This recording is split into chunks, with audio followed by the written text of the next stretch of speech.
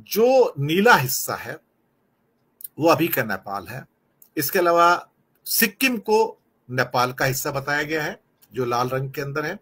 नीचे बिहार का एक हिस्सा दिखाया गया है। शायद इसमें मुझे लगता है उत्तर प्रदेश का भी छोटा सा एक हिस्सा है जो उनके अंडर में है। गढ़वाल और कुमाऊं यानी कि उत्तराखंड और एक हिस्सा हिमाचल प्रदेश का भी दिखाया गया है। ये दरअसल भारत ने जो कहने की कोशिश की कि ये अखंड भारत है, और उसमें प्रहलाद जोशी जो कि भारत के कैबिनेट मिनिस्टर हैं, संसदीय कार्यों के राज्य मंत्री कहा जाए, उन्होंने कहा था अपने ट्वीट के अंदर, संकेत स्पष्ट है अखंड भारत। जो शब्द लिखे क्या है, संकेत स्पष्ट है अखंड भारत। और फिर उसके बाद भारतीय जनता पार्टी के मंत्रियों संतरियों सबकी लाइन लगी, आरएसएस की भी लाइन लगी। और मैंने सबसे पहले न्यूज टाइम के ऊपर इसका प्रोग्राम दिया था और कहा था कि भारत आग से खेल रहा है। आप पड़ोसी देशों की सॉवरेनिटी संप्रभुता के ऊपर अपना दावा कर रहे हैं। आप एक्सपेंशनिस्ट यानी कि विस्तारवादी नीति की घोषणा कर रहे हैं। ये उनको स्वीकार नहीं होगा। हर व्यक्ति जो बीजेपी का बाहर निकल के आता है संसद से, उन्होंने यही कहा कि यह अखंड भारत का नक्शा है। जब आग को बढ़ते देखा, पाकिस्तान, नेपाल, बांग्लादेश से प्रतिक्रियाएं आते देखी और वहां पे ऑफिशियल प्रतिक्रियाएं पाकिस्तान और नेपाल से आई, तो तब भारत सरकार ने रुख बदला और एक और झूठ बोला उसके बाद में। जी हां, भारत सरकार ने एक और झूठ बोला कि ये अशोक के जमाने का मैप है। अशोक के जमाने का मैप है? ये तो उसके ऊपर कहीं लिखा नहीं है कि अशोक के जमाने का मैप है, क्योंकि भारतीय जनता पार्टी के तो सभी लोगों ने सामने आके, क्योंकि विपक्ष तो वहां था नहीं, बायकॉट किया था, उन्होंने लिखा था ये तो अखंड भारत का नक्शा है, और उन्होंने अपने ट्वीट भी दिए इसके ऊपर। तो कौन उसके ऊपर अस्वीकार करेगा कि अखंड भारत नहीं था?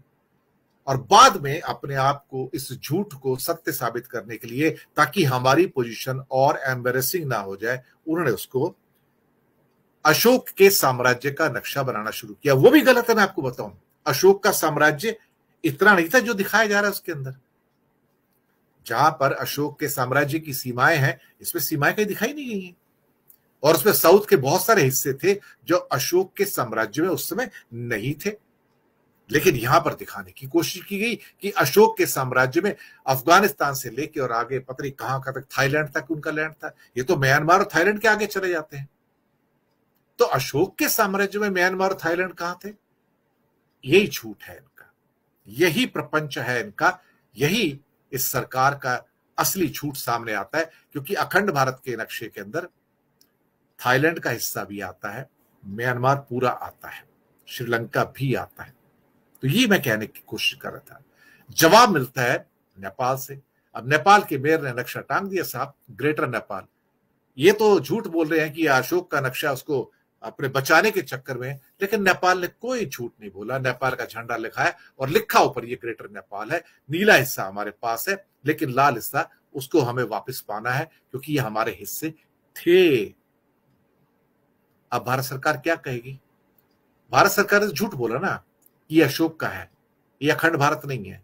लेकिन भारतीय जनता पार्टी के सभी नेताओं ने कहा अखंड भारत है, ट्वीट भी किए, रिएक्शन भी आई, अखबारों में निकला अखंड भारत है। सही बात थी। पाकिस्तान को क्या पता लगता था ये अखंड भारत है?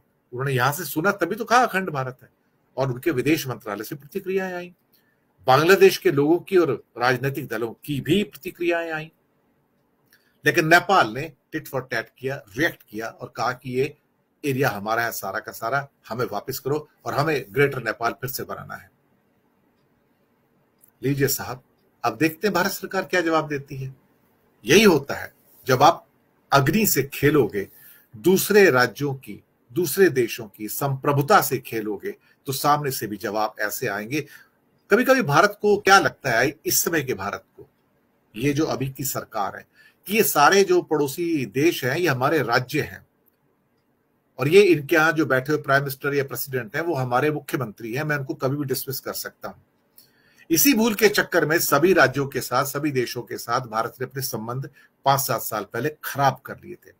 फिर धीरे धीरे इन्हें अक्ल आती है कि ये तो भाई देश है, इनके साथ तो हम ऐसा ट्रीट नहीं कर सकते जैसे अपने राज्यों के साथ ट्रीट करते हैं।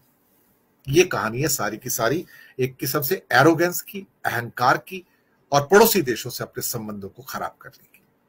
धन्यवाद दोस्तों, हमारे साथ